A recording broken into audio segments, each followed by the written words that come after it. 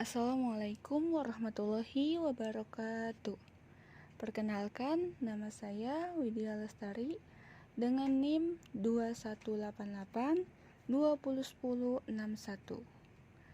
Dalam pertemuan ini, saya akan menjelaskan tentang materi unsur intrinsik drama. Baik, sebelum ke materi, saya mau bertanya kepada anak-anak semua. Apakah sudah ada yang tahu apa itu unsur intrinsik drama? Baik, karena tidak ada yang bisa menjawab, jadi saya yang akan menjelaskan unsur intrinsik drama. Yang pertama, ada pengertian unsur intrinsik drama. Adalah salah satu karya yang menceritakan, merupakan imajinasi yang dikembangkan pengarangnya, ada banyak tokoh drama dan karakter di dalamnya.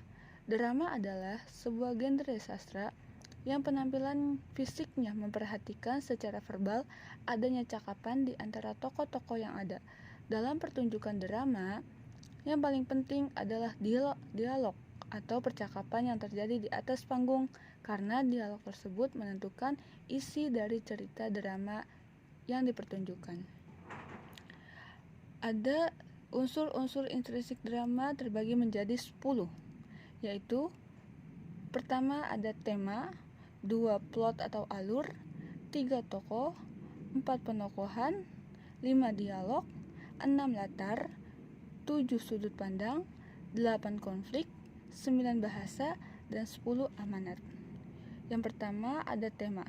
Tema adalah pementasan drama yang tidak akan menarik sebab tokoh akan kesulitan memerankan watak atau karakter yang diperankan. Tema atau pikiran pokok tersebut yang akan menjadi dasar sebuah pementasan drama. Selain itu, tema akan membantu penonton dalam menangkap atau memahami sajian pementasan tersebut.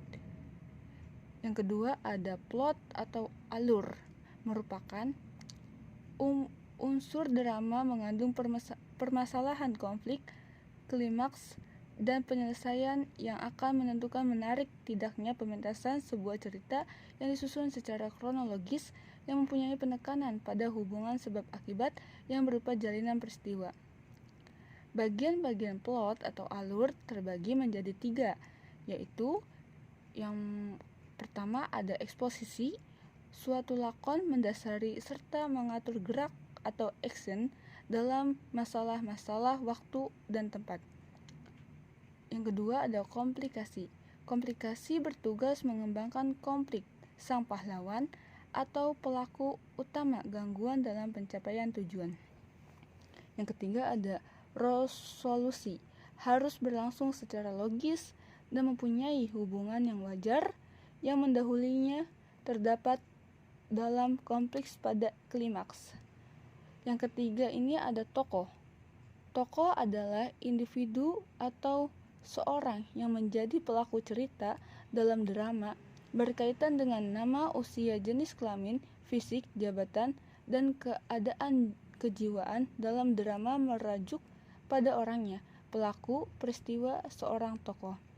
Tokoh berdasarkan sifatnya terbagi menjadi 3.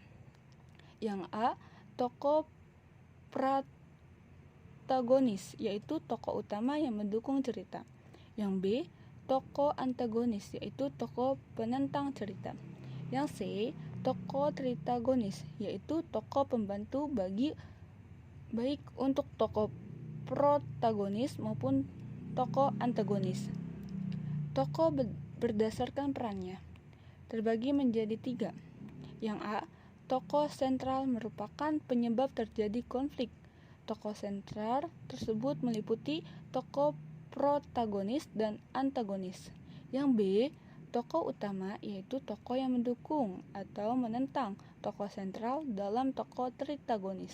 Yang C, tokoh pembantu, yaitu tokoh-tokoh yang memegang peran pelengkap atau tambahan dalam mata rangkai cerita. Yang keempat, penokohan. Penokohan adalah karakter atau perwatakan. Dalam sebuah pementasan drama, tokoh harus memiliki watak dan perilaku yang menonjol, Perwatakan dalam drama digambarkan melalui dialog, ekspresi, atau tingkah laku sang tokoh. Watak para tokoh digambarkan dalam 3 dimensi atau watak dimensional. Yang A, keadaan fisik tokoh digambarkan melalui unsur jenis, kelamin, ciri-ciri tubuh, cacat jasmani, suku, raut, muka, tinggi, dan cemberut. Yang B, keadaan psikis, yaitu kegemaran, mental, ambisi, psikologis, keadaan emosi. Yang C, keadaan sosiologis, keadaan tokoh, jabatan, pekerjaan, kelas, sosial, ras, agama, dan ideologi. Yang kelima, ada dialog, merupakan percakapan yang terjadi dalam sebuah pementasan drama. Dialog yang ada satu tokoh dengan tokoh lainnya. Ada juga berupa dialog sendiri atau yang bisa disebut monolog. Dialog tersebut bisa menjadi penjelasan untuk jalannya cerita. Yang keenam, latar adalah drama yang tentunya dapat membangun suatu drama menjadi lebih menarik. Keterangan mengenai tempat, ruang, dan waktu di dalam naskah. Latar terbagi menjadi 3, yaitu yang A, latar tempat menjelaskan waktu terjadinya peristiwa dalam cerita. Yang B, latar waktu menjelaskan tempat terjadinya peristiwa dalam cerita. Yang C, latar peristiwa atau suasana menjelaskan suatu terjadinya peristiwa dalam cerita. Yang ketujuh, ada sudut pandang merupakan cara yang dipergunakan pengarang sebagai sarana untuk menyajikan tokoh, tindakan, latar, dan berbagai peristiwa yang membentuk cerita. Pengarang bercerita apakah dia bertindak langsung dalam bercerita atau sebagai pengobservasi yang berdiri di luar sendiri. Sudut pandang bisa berupa orang pertama atau aku, dan orang ketiga atau pencerita yang serba tahu. Yang kedelapan, ada konflik. Konflik adalah pertentangan atau permasalahan yang ada dalam drama, akan menambah ketertarikan para penonton, bahkan sebaiknya mampu mengajak penonton seolah-olah larut dalam merasakan pertikaian yang terjadi antar tokoh. Yang kesembilan, yaitu ada bahasa. Bahasa yang digunakan dalam sebuah drama memiliki kekhasan yang mengacu pada budaya kehidupan sehari-hari, sosial, budaya, serta pendidikan. Bahasa yang digunakan untuk menghidupkan cerita agar cerita lebih komunikatif. Dan yang ke-10, ada amanat. Amanat adalah pesan yang ingin disampaikan oleh pengarang kepada penonton drama atau pesan yang disampaikan melalui peran para tokoh dalam cerita drama. Amanat juga menyangkut nilai yang ada di masyarakat dan disampaikan secara implisit. Nilai-nilai itu diantaranya nilai moral, estetika, sosial, dan budaya.